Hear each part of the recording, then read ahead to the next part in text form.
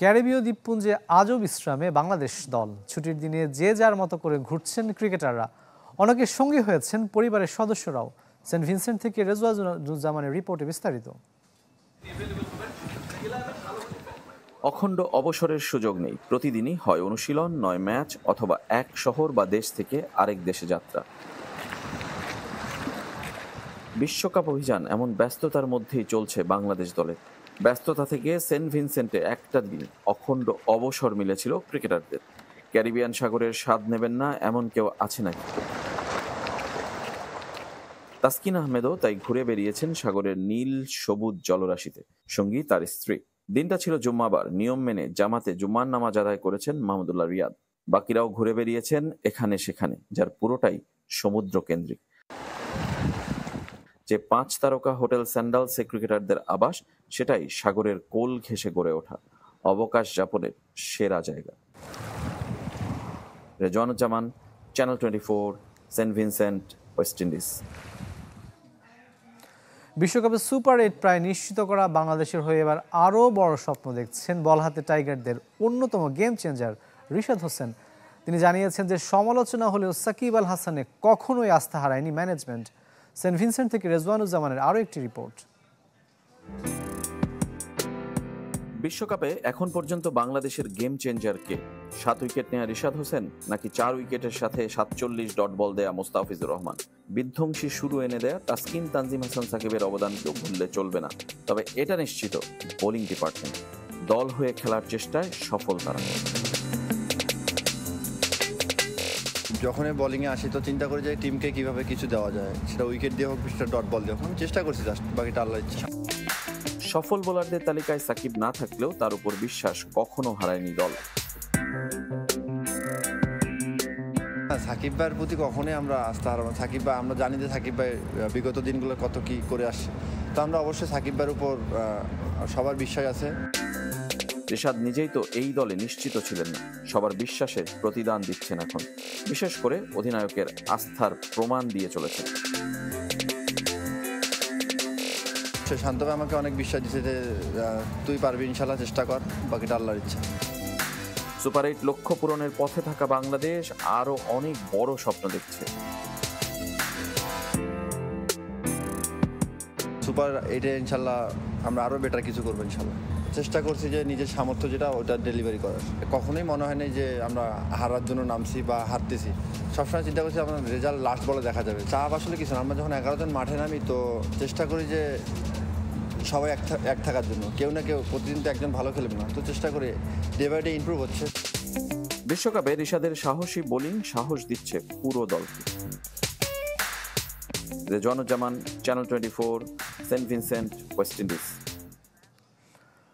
দর্শক, Saint Vincent থেকে বাংলাদেশ দলের সবশেষ খবর জানাতে এই মুহূর্তে যুক্ত হচ্ছেন সহকর্মী রেজওয়ানুজ্জামান।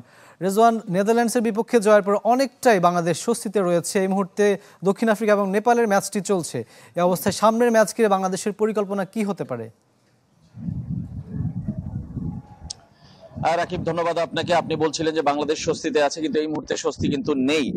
আমি দাঁড়িয়ে আছি আর্নেস্টভেল ক্রিকেট স্টেডিয়ামে, যেখানে নেপাল এবং দক্ষিণ আফ্রিকার ম্যাচ চলছে এবং খুবই লো স্কোরিং ম্যাচ। আপনি জানেন যে 115 রানে সাউথ আফ্রিকাকে আটকে রেখেছে নেপাল এবং 116 রানের টার্গেটে এই মুহূর্তে ব্যাট করছে কিন্তু নেপাল, এবং 100 রান তাদের সংগ্রহ 4 উইকেটে। সুতরাং 13 বলে আসলে 16 রান দরকার। আমি যদি পরিসংখ্যান বলি, একদমই খুবই টান উত্তেজনার ম্যাচ। এবং এই ম্যাচে যদি নেপাল জিতে যায় তাহলে কিন্তু বাংলাদেশের জন্য একটু চিন্তা বাড়বে, কারণ নেপাল বাংলাদেশ শেষ ম্যাচটা তখন নকআউট ম্যাচ হয়ে যাবে। যে জিতবে সে যাবে সুপার 8-এ, যে হারবে সে বাদ পড়বে। কেননা নেপাল এক ম্যাচ কিন্তু আসলে পেয়েছে বৃষ্টির কল্যাণে। আজকে যদি 2 পয়েন্ট পায় তাহলে কিন্তু 2-1-এ 3 পয়েন্ট হবে তাদের, আর বাংলাদেশের ম্যাচে 2 পয়েন্ট পেলে 5 পয়েন্ট হবে তাদের। আর বাংলাদেশ সেক্ষেত্রে 4 পয়েন্ট নিয়ে এই মুহূর্তে কিন্তু একটু ব্যাকফুটেই থাকবে যদি এই ম্যাচে নেপাল জেতে। যদিও তাদের পঞ্চম উইকেটের পতন হয়ে গেছে, 12 বলে 16 রান দরকার নেপালের এই মুহূর্তে। এই প্রেসার সিচুয়েশনে কিভাবে নেপাল হ্যান্ডেল করবে সেটা কিন্তু বলা কঠিন। কিন্তু আজকে এই আর্নেস্টভেল ক্রিকেট স্টেডিয়ামে কিন্তু আমরা দেখছি যে নেপালি সমর্থকদের জয় জয়কার, তাদের সংখ্যাটা অনেক অনেক অনেক বেশি এবং তারাই কিন্তু সমর্থনের দিক দিয়ে নেপালকে এগিয়ে রাখছেন। এবং আরেকটা জিনিস বলে রাখতে চাই, নেপাল কিন্তু কোনো টেস্ট প্লেইং নেশনের বিরুদ্ধে কোনো টি-20 ম্যাচ এখন পর্যন্ত জিততে পারেনি এবং সন্দীপ লামিছানে তাদের আজকে যোগ দিয়েছেন এই ম্যাচে, তাদের জন্য শক্তি বাড়িয়েছেন। স্পিনাররা দুর্দান্ত বোলিং করেছে, যেটা দক্ষিণ আফ্রিকা করতে পারছে না। তাদের একটাই স্পিনার ছিল কেশব মহারাজ এবং এডেন মার্করাম, তিনি নিজে বোলিং এ নেমেছেন পরবর্তীতে স্পিনারদের এই আধিপত্যের কারণে। সব মিলে যদি বলি যে বাংলাদেশ এখন খুব একটা স্বস্তিতে আছে বলা যাচ্ছে না।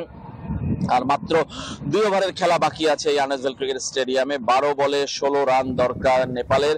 কে করবেন শেষ 2 ওভার সেইটা কিন্তু আমাদের বলতে হবে।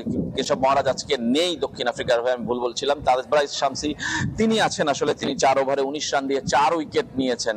স্পিনাররা যে কি পরিমাণ ভূমিকা রেখেছেন এখানে সেটার কিন্তু প্রমাণ এই তাবরাইজ শামসির যদি আমরা স্পেলটা বলি।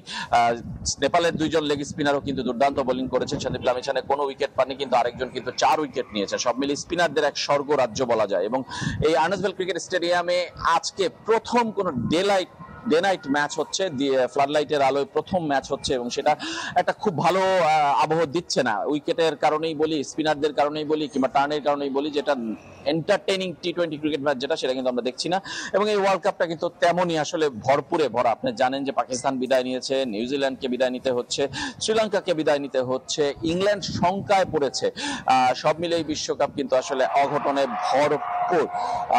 বলতে না বলতেই কিন্তু আরো একটি উইকেটের পতন নেপালের। আমার মনে হয় যে নেপালের জন্য আসলে খুব কঠিন এই ম্যাচটি আসলে জেতা এই মুহূর্তে, এবং নেপাল যদি জিততে না পারে সেটা কিন্তু স্বস্তির খবর হবে বাংলাদেশের জন্য। রাকিব, এই ছিল এখনকার সবশেষ আপডেট। নিশ্চয়ই পরবর্তী দর্শকদেরকে আমরা এই ম্যাচের আপডেট জানাতে পারবো। রেজওয়ান, আপনাকে ধন্যবাদ। দর্শক, সেন্ট ভিনসেন্ট থেকে বাংলাদেশ দল এবং দক্ষিণ আফ্রিকা এবং নেপাল ম্যাচের সবশেষ খবর জানাতে যুক্ত হয়েছিলেন সহকর্মী রেজওয়ানুজ্জামান। স্বপ্নকে বাঁচিয়ে রাখতে হবে, নিজের সম্ভাব্য শেষ ইউরো খেলতে জার্মানিতে পা রেখে বললেন ক্রিস্টিয়ানো রোনালদো। আবারও জানালেন যে ক্যারিয়ারের গোধূলি লগ্নে ফুটবলটা উপভোগ করতে চান তিনি। তবে আসর শুরুর আগে ফ্রান্স দলে হানা দিয়েছে ফ্লু ভাইরাস, আক্রান্ত কিলিয়ান এমবাপ্পে সহ একাধিক ফুটবলার। টানা 8ম ইউরো খেলতে শুক্রবার জার্মানিতে পা রাখে আসরের অন্যতম ফেভারিট পর্তুগাল। হার্সেভিঙ্কেলে টিম হোটেলের সামনে সেলেসাও দাস কুইনাস বরণে হাজির সমর্থকরা। আকর্ষণের কেন্দ্রবিন্দুতে একজন, ক্রিস্টিয়ানো রোনালদো। রেকর্ড 6ষ্ঠ ইউরো খেলার অপেক্ষায় CR7, সম্ভবত ক্যারিয়ারের শেষও। বিদায়বেলা ফুটবলটা উপভোগ করতে চান পর্তুগিজ সুপারস্টার, শিরোপা পুনরুদ্ধারে রাখতে চান অবদান। আমি ফুটবল উপভোগ করি, রেকর্ড এমনিতেই হয়ে যায়। যদিও আমি এর পেছনে ছুটি না। 6ষ্ঠ ইউরো খেলতে পেরে খুশি, উপভোগ করে দলের জয়ে যতটা ভূমিকা রাখা যায় সেজন্য নিজেকে প্রস্তুত করেছি। ইউরোয় নিজের শেষটা রাঙিয়ে রাখতে কি করতে হবে জানেন রোনালদো, আর জানিয়েছেন শিরোপা পুনরুদ্ধারে প্রস্তুত তার দল। স্বপ্ন সবসময় জিয়ে রাখতে হবে। এটা সংক্ষিপ্ত টুর্নামেন্ট, আমাদের ধাপে ধাপে এগোতে হবে। বিশ্বাস করি সম্ভব, তবে শান্ত থাকতে হবে। আমার মনে হয় চ্যাম্পিয়ন হতে দল প্রস্তুত, আমিও। এদিকে আসর শুরুর আগে ভাইরাস নিয়ে বিপাকে আরেক ফেভারিট ফ্রান্স।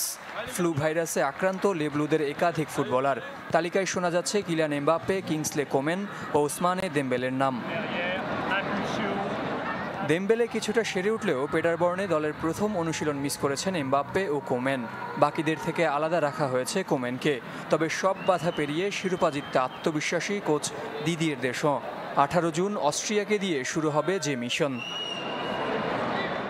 জহির সাগর, চ্যানেল 24। এই ছিল কুল স্পোর্টস 24 এর খেলার সব আপডেট ও রিপোর্টগুলো দেখতে ভিজিট করুন facebook.com/sports24team এই পেজে। ধন্যবাদ এতক্ষণ সাথে থাকার জন্য।